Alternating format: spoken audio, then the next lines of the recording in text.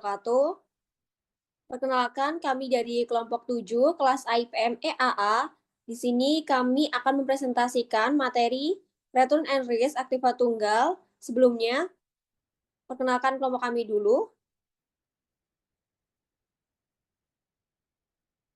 Baik, sebelumnya, perkenalkan nama saya Davina Zahra Fawaza dengan 3 NIM akhir 394. Saya Nisa Rahma dengan NIM akhir 395. Saya Amalia Putri Sinta dengan NIM 408. Saya Fauzia Albidari dengan NIM akhir 409. Perkenalkan, nama saya Salanis Marahapsari dengan NIM akhir 411. Di sini kita mulai dengan pengertian return dulu. Apa sih itu return?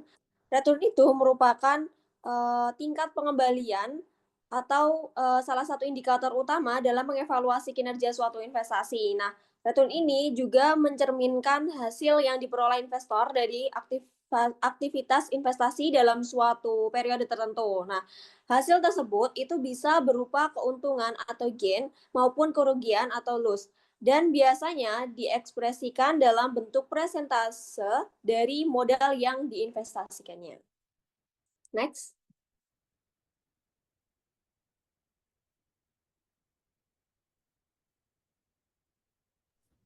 Nah, baik, di sini terdapat rumus return realisasi. Di sini terdapat return total. Nah, return total sendiri itu merupakan return keseluruhan dari suatu investasi dalam suatu periode tertentu. Return total sering disebut dengan return saja, terdiri dari capital gain atau loss dan yield. Nah, capital gain atau capital loss merupakan selisih dari harga investasi sekarang relatif dengan harga periode yang lalu. Di sini terdapat capital gain atau capital loss sama dengan PT dikurangi PT min 1 dibagi PT min 1. Jika harga investasi setara dengan P lebih tinggi dari harga investasi periode lalu atau PT min 1, ini berarti terjadi keuntungan modal atau capital gain, dan sebaliknya terjadi kerugian modal atau capital loss. Yield merupakan persentase penerimaan kas periodik terhadap harga investasi periode tertentu dari suatu investasi. Untuk saham, yield adalah persentase dividen terhadap harga saham periode sebelumnya. Untuk obligasi, yield adalah persentase bunga pinjaman yang diperoleh terhadap harga obligasi periode sebelumnya. Dengan demikian, return total dapat dinyatakan sebagai berikut ini.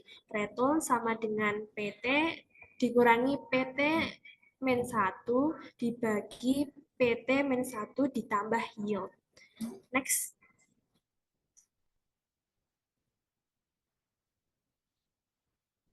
Kemudian di sini terdapat relatif return. Return total dapat bernilai negatif atau positif. Kadangkala untuk perhitungan tertentu, misalnya rata-rata geometrik yang menggunakan perhitungan penakaran, dibutuhkan suatu return yang harus bernilai positif. Relative return dapat digunakan yaitu dengan menambahkan nilai 1 terhadap nilai return total dengan sebagai berikut. Relative return sama dengan return total ditambah 1 atau RT sama dengan PT dikurangi PT negatif 1 dibagi PT dikurangi 1. Dengan keterangan RT sama dengan return saham pada periode ke T, kemudian PT adalah harga saham periode pengamatan, kemudian ini maaf, ini terdapat kesalahan tulisan. Ini PT dikurangi 1 merupakan harga saham periode sebelum pengamatan. Next.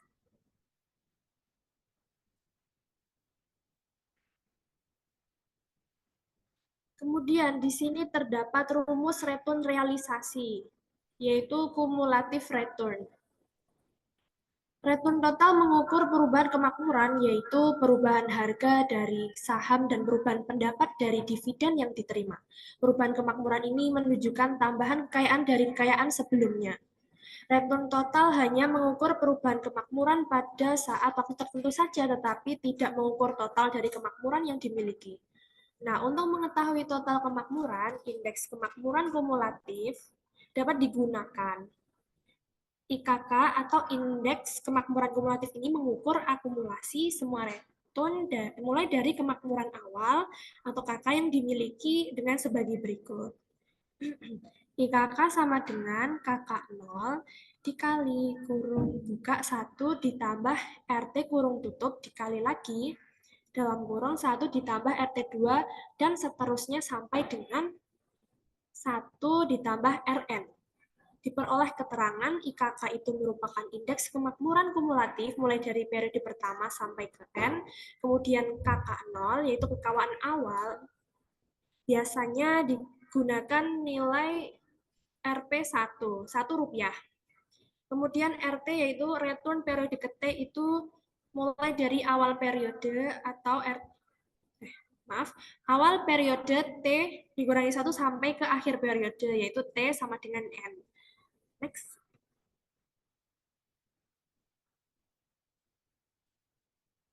Lalu di sini terdapat rumus return ekspektasi. Berdasarkan nilai ekspektasian masa depan. Dengan adanya ketidakpastian atau uncertainty, berarti investor akan memperoleh return di masa mendatang yang belum diketahui persis nilainya.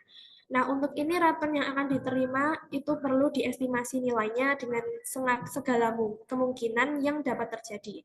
Dengan mengantisipasi segala kemungkinan yang dapat terjadi ini, berarti bahwa tidak hanya sebuah hasil masa depan atau outcome yang akan diantisipasi, tetapi perlu diantisipasi beberapa hasil masa depan dengan kemungkinan probabilitas terjadinya. Berurusan dengan uncertainty berarti distribusi probabilitas dari hasil masa depan ini perlu diketahui. Distribusi probabilitas merupakan satu set dari kemungkinan outcome dengan masing-masing outcome dihubungkan dengan probabilitas kemungkinan terjadinya.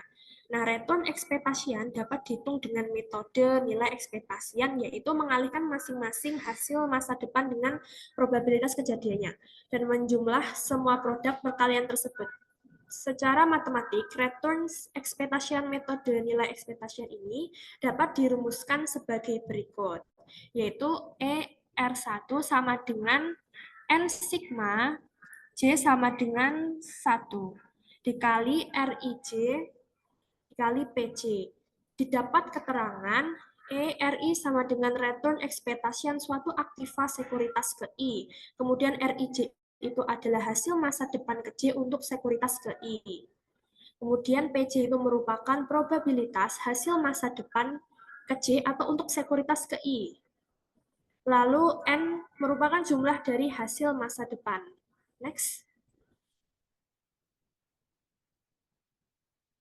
Kemudian rumus return ekspektasi berdasarkan nilai return historis. Nah, 3 metode ini itu dapat diterapkan untuk menghitung return ekspektasi dengan menggunakan data historis yang terdiri dari metode rata-rata, mean method, kemudian yang kedua metode trend, lalu yang ketiga metode jalan acak atau random walk method.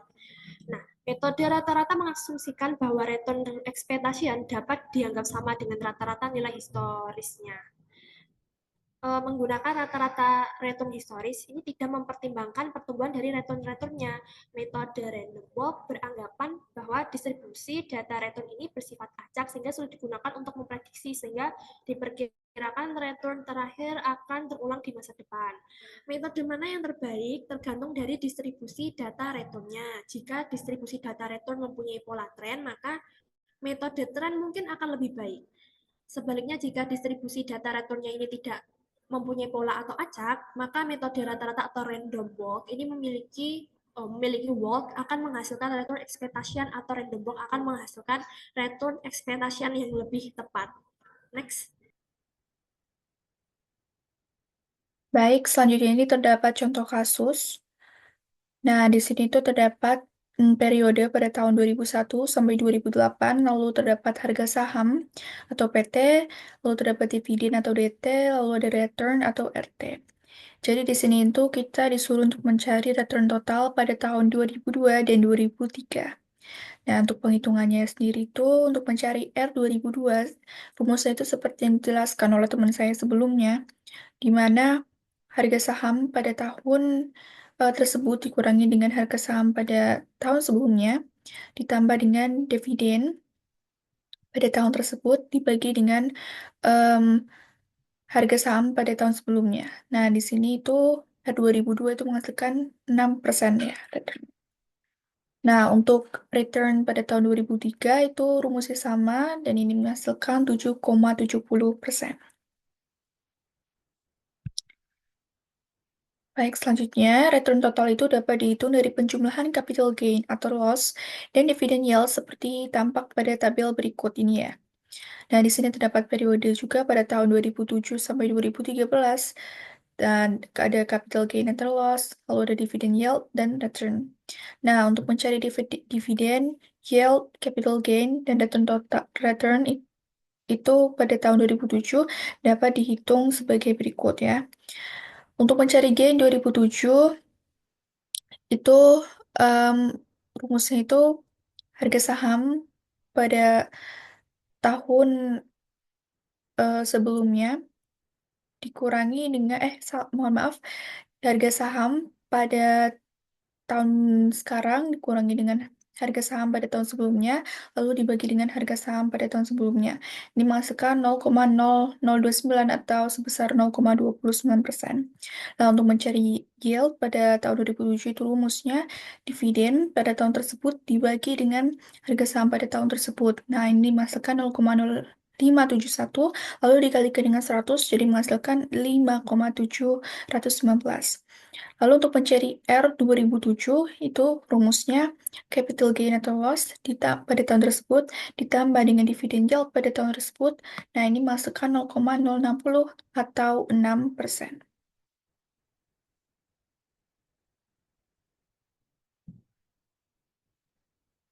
Oke, selanjutnya di sini saya akan menjelaskan mengenai resiko atau risk. Jadi, resiko ini tuh dalam konteks investasi ini tuh merupakan kemungkinan bahwa hasil aktual dari suatu investasi akan berbeda dari yang kita harapkan. Jadi, semakin besar resiko yang kita tanggung, maka semakin besar pula return yang harus kita kompensasikan. Nah, resiko ini tuh sering dihubungkan dengan penyimpangan atau devisiasi dari outcome yang diterima dengan di ekspektasi.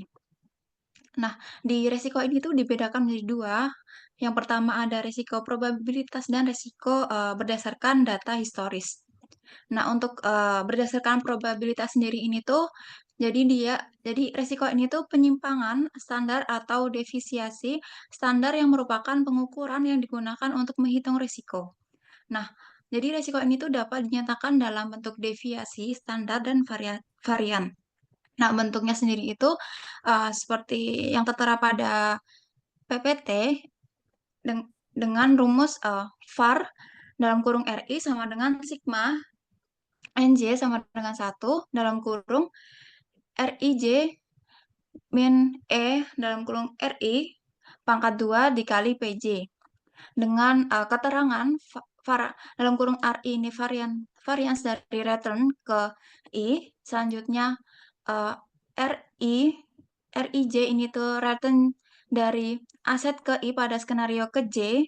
Untuk E dalam kurung RI ini expected return atau return tertimbang dari aset ke I, sedangkan PJ sendiri ini tuh probabilitas terjadinya skenario ke J. Nah, untuk yang sigma N tadi itu tuh N-nya sendiri jumlah skenario yang dipertimbangkan. Nah, jika selanjutnya untuk deviasi standar ini tuh akar dari varian. Jadi, uh, rumusnya standar deviasi dari return aset ke I sama dengan akar var RI. Jadi varian dari return aset ke I. Jadi jumlah hasil dari rumus sebelumnya. Nah, selanjutnya ini ada resiko berdasarkan data historis. Nah, di sini itu risiko yang diukur dengan deviasi standar yang menggunakan data historis dapat dinyatakan sebagai berikut. Yaitu sama dengan SD sama dengan akar sigma NI sama dengan 1, terus XI dikurangin E dalam kurung XI pangkat 2 per N dikurangi 1. Nah, SD sendiri itu merupakan standar deviasi, sedangkan XI ini nilai ke I, sedangkan E dalam kurung XI ini merupakan nilai ekspektasian, dan N sendiri ini jumlah dari observasi data historis untuk sampel besar dengan N.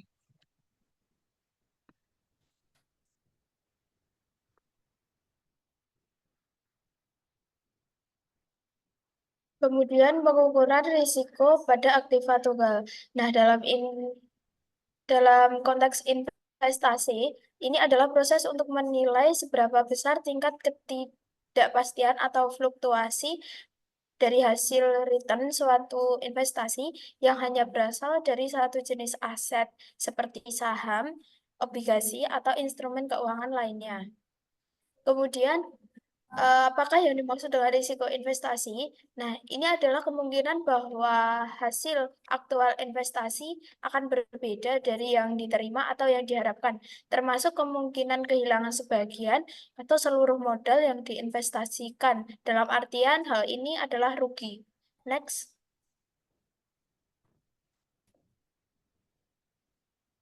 Kemudian, ada beberapa alat pengukuran risiko pada aktiva tunggal. Yang pertama adalah standar deviasi. Standar deviasi sendiri ini adalah statistik yang digunakan untuk menunjukkan tingkat volatilitas return suatu aset, yaitu seberapa besar return tersebut bisa naik atau turun dari nilai rata-ratanya. Semakin tinggi standar deviasi, maka semakin tinggi risikonya. Di sini tertera rumus standar deviasi, yaitu sigma sama dengan akar sigma N I sama dengan 1 dalam kurung RI dikurang R bar pangkat 2 per N. Mana R1 ini adalah return pada periode ke I, kemudian R bar ini adalah return rata-rata, kemudian N-nya adalah jumlah periode. Kemudian yang kedua adalah variance, yaitu metode yang digunakan untuk mengukur risiko dari sebuah investasi. Dan yang terakhir adalah koefisien variasi. Ini merupakan ukuran statistik yang sangat penting dalam mengukur variabilitas relatif dari suatu dataset. Ini ditentukan dengan menghitung rasio deviasi standar terhadap rata-rata yang dinyatakan sebagai persentase. Nah, rumusnya adalah CV sama dengan sigma dibagi R bar. Next.